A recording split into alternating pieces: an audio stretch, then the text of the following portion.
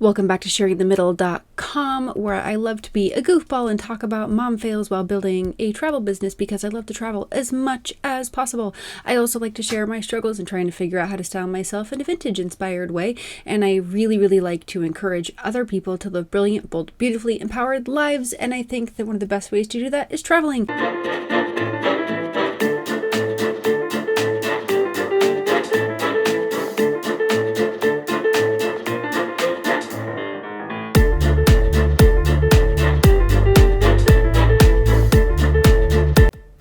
Alrighty, so we drove down to Florida the day before Easter and spent a very happy Easter at the very magical Magic Kingdom.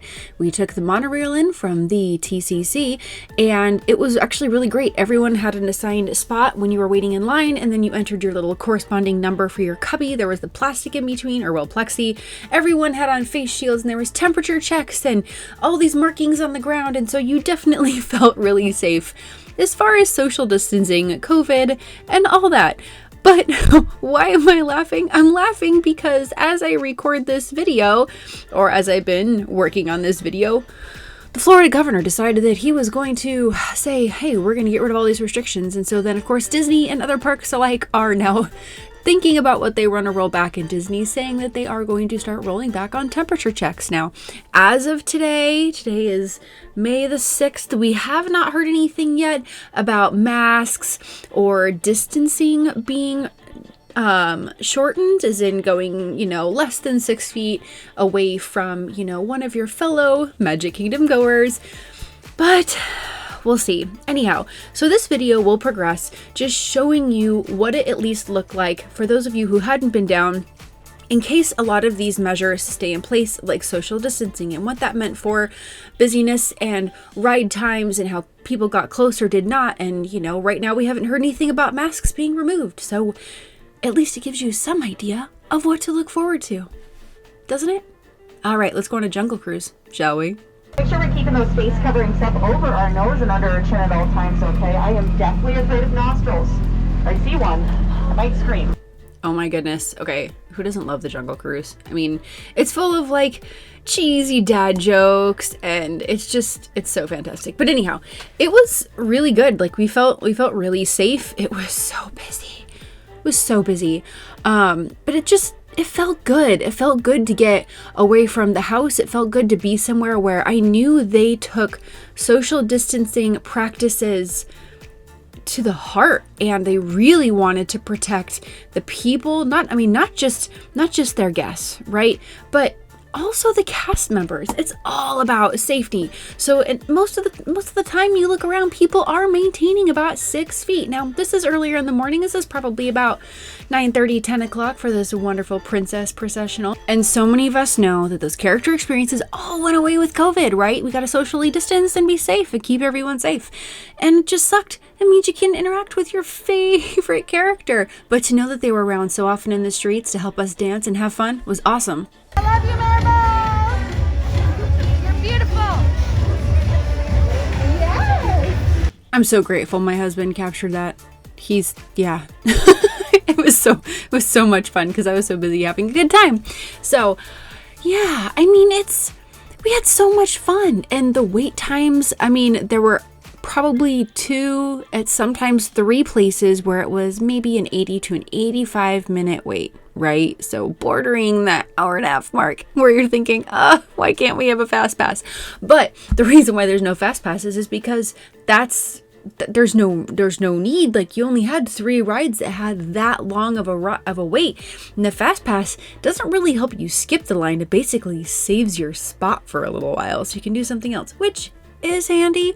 But all in all, the better majority of rides were somewhere between 40-45 minutes in a wait, and there were so many that had way less of a wait. And even and I'm going to say probably maybe 75% of the time, there would be a posted wait time, and it would actually be substantially shorter than that. It will say something like 45 minutes, and we would only really have been in line for about 30. Now, we didn't rope drop the park, so for 2 reasons. One, we weren't staying on site. Nope, not that time. We weren't staying on site, so we didn't get those extra magic hours, which they don't really have. They don't really have extra magic hours to speak of, but so we couldn't even get in the 30 minutes early that you might see. And so we probably entered the park about 8:15, which is about 15 minutes after park opened. So pretty close to opening time. And that was why as soon as we walked in, you have this swarm of people down Main Street, right? And everybody is just like rushing. Everyone's got, well, at least it feels like everyone's got their plan, right? They're like, oh, Space Mountain's my favorite. I'm heading right to it. Or, oh, I'm going to head straight off to Space Mountain because it's epic and awesome. And everyone wants that air conditioning in the afternoon. Or Seven Dwarfs Mine Train. Am I right? Everybody. Seems like everyone flocks to these rides. We were like, we're going to go left and go to the Jungle Cruise. And but when we got there, it was like, I think it posted for 20 minutes of a wait, but it took us like 10 minutes to get through that line. I mean, we just basically didn't stop walking. We slowly meandered our way through and hopped right onto a boat. It was actually like that for a little while. It wouldn't necessarily have been just a 10 or 20 minute wait, but it wasn't that long. It wasn't until probably our third or fourth ride that we actually had to wait longer than 30 minutes. And even then, there's some really cool things like the Carousel of Progress. Come on. Well, there's some really great things you can hop on that had a shorter wait. Unfortunately, it took a little while for the Haunted Mansion to open up, and that is my all-time favorite. It's the best ride there. It's the best one. So if you don't go on it, you're really going to miss out. And it was probably the best time I've ever had in Haunted Mansion because it broke down 3 times, which that doesn't mean that the ride is really bad. They were just having technical issues that morning. And what it meant for me is that I got stuck 3 times sitting for extra long in my favorite ride. But really, it was really great. The waits weren't as long as they were posted, I promise. And I mean, it was just great. There were so many opportunities to have fun and enjoy ourselves, get out of the heat, like Tiki Room. Oh my gosh, Tiki Room hardly ever had anything longer than a 20-minute wait, and most of it is shaded. So granted, there are a lot of places where you gotta stand out in the sun, but this had a lot of shade, and it's such a fun little experience, and it cracks me up every time. I love it, really. The first time I went on it, I think I was like in 8th grade. My mom and I went randomly when we were still living in Southern California, and we had both realized we had never experienced the Tiki Room. So we sat down, and once everything lit up and things started happening, we just laughed. And it's one of my favorite memories because we just couldn't stop laughing at the craziness that was going on around us. But all in all, it was busy, but it wasn't as busy feeling as Orlando.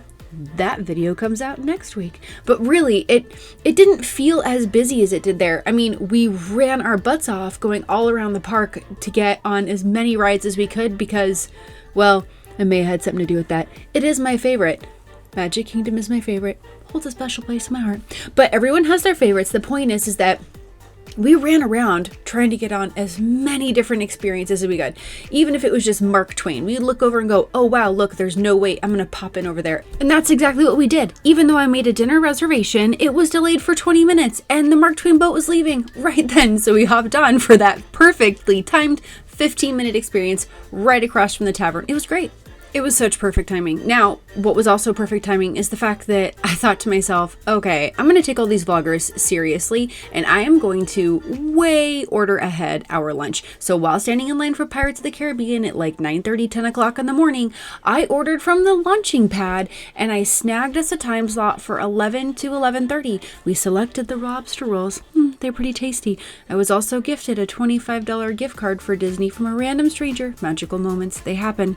Now, after we got our food, we sat down over here on the outside little deck that looks over the water lagoon area, and Mickey happened to be going by. So it was great, and because it was a little bit in advance of the standard lunchtime, we were leaving as it was getting crowded, and we were back on our way to enjoy more amazing things at Disney. Already fed, happy tummy, So if you are going to be visiting Disney during a peak time like spring break, the week between Christmas and New Year's, or maybe even during the month of October, not just because of Mickey's Not So Scary Halloween party, but because Walt Disney World is celebrating their 50th anniversary, it's going to be busy.